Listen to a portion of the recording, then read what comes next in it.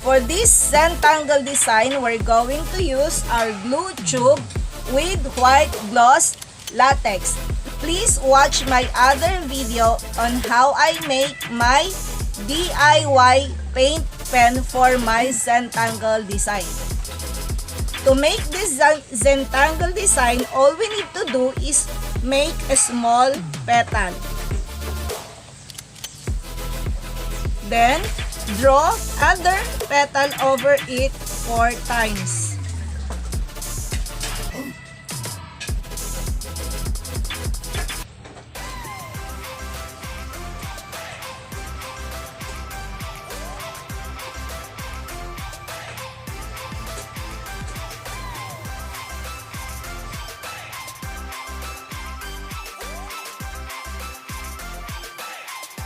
You can adjust the flow of the paint by turning this part.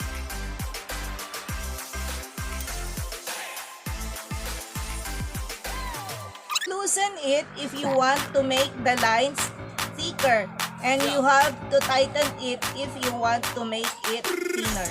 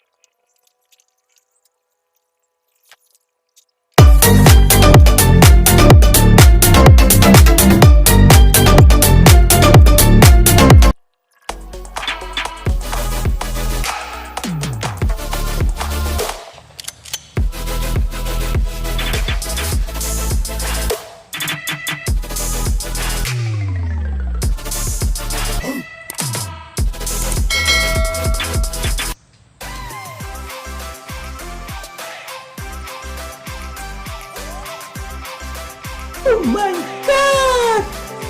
Wow! For this Zentangle design, I draw a square on the center of my pot. Then, with a pencil, I lay out this design. Now, let's paint the design using my DIY paint pen. Watch the video on how I make my DIY paint pen and my glue tube pen.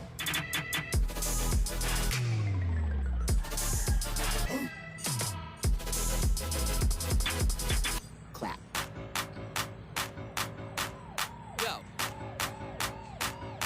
Let's draw like teardrops or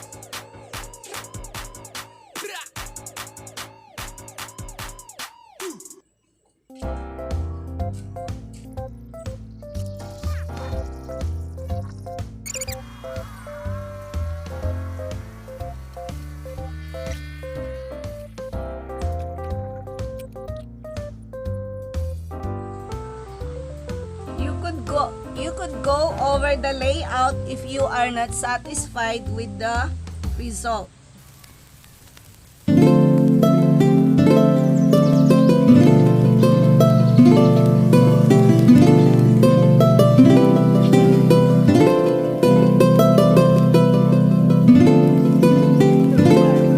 Now, let's make a circle in the middle.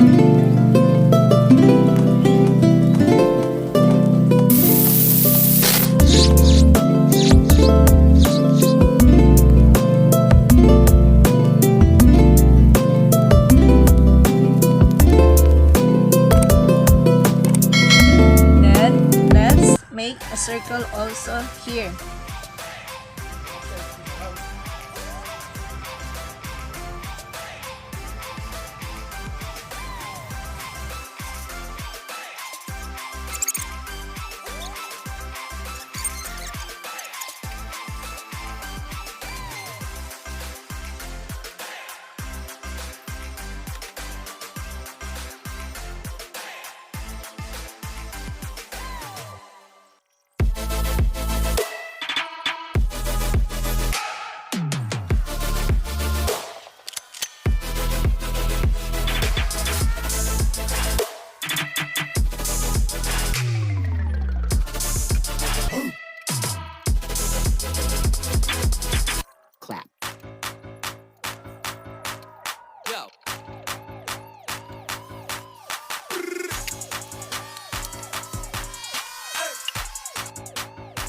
Now, let's add details to the petals.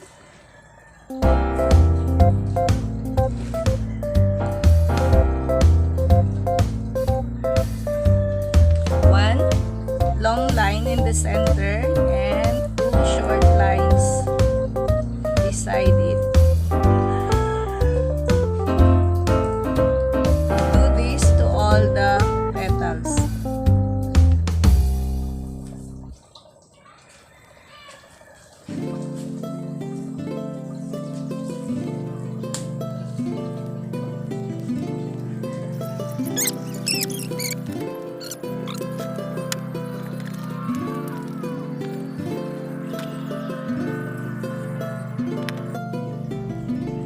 So this is our Zentangle design.